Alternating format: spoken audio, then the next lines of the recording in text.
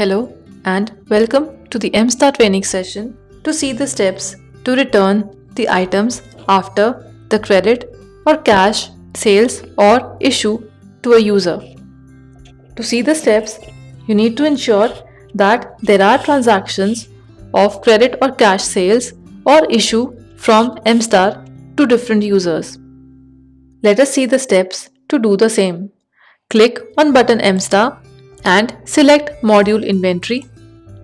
Name of the module appears on the main screen, which means that you're now working in the inventory module. Click on the button Activities and select the screen Item Return. As the screen opens, in the Return Type field, click on the box and you will see three options: Credit Return, Issue Return or Sales Return. Credit Return would mean the return of item based on the credit sales done from the screen sale of item. Issue return would mean any issue done to a user from the issue screen of the inventory module, and sales return would mean the sales transaction done with the user using the sale of item screen. So select the appropriate option based on the return which needs to be made. After this, select the date range from where the transactions needs to be displayed.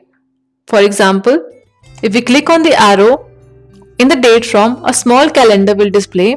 Select the date from the calendar, or you can change the month by clicking on the arrow buttons. So select a date from the calendar and select a date to from the calendar to select a date range between which the transaction was made to the users and which we need to return now. After selecting the date range, click on the button Search. So all the transactions which were done on credit between the dates selected gets displayed in the grid below.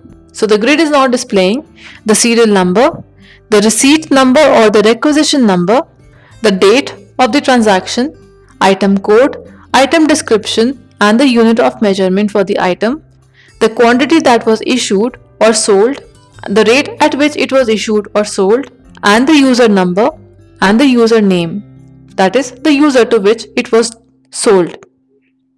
Now double click on the item row in the grid which needs to be returned. The row gets selected and you will also see that in the section below the credit quantity will show as 4. That is, total quantity of this transaction will be shown against the credit quantity. This text of credit quantity will differ as per the return type selected. For issue return, it will show us the issue quantity. For sales return, it will show the sales quantity.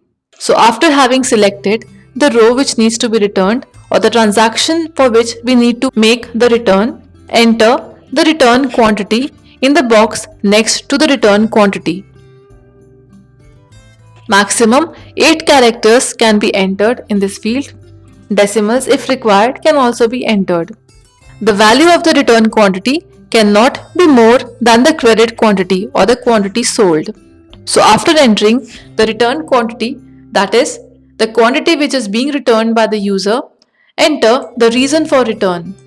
You can enter maximum 200 characters in this field and both numbers and text can be entered. Specific special characters like comma, dot, slash, dash and plus sign can also be entered. So after entering the reason of return, enter the date of return. For this, click on the arrow and a small calendar appears.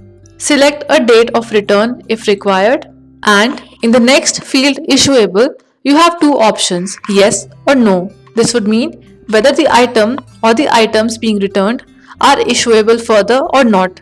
In case you select yes, then the item stock will get updated for the selected item with the returned quantity. If we select no, then the stock will not get updated. The stock updation will happen only after the item return is approved, for which the steps are explained in another session. So select the valid option for whether the item returned is issuable or not, and after doing these steps, click on the button Save. As you click on the button Save, the data saving confirmation message is received. Click OK on the confirmation message and you will see that the items returned gets added to the grid below, showing us the receipt or the requisition number, the return date, item code, item description, return quantity, and the reason of return. So repeat these steps to return other items as required and exit from the screen. Thank you for watching this video.